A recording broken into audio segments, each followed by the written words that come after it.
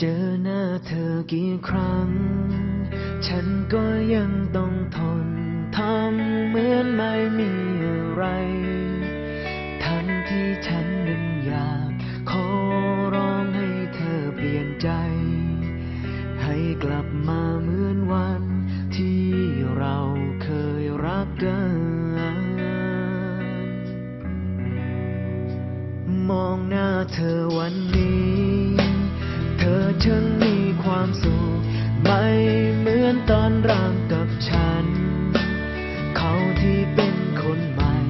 คงเป็นผู้ชายในฝัน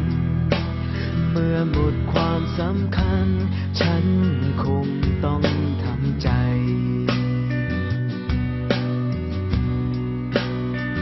แค่คนที่เธอหลงมาเพื่อใจผู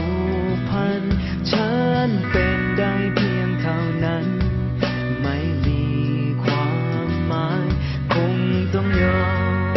มรักเธอมาไรไม่ได้อยากบอกว่ายังรักยังคิดถึงเธอทุกครั้งที่เจอ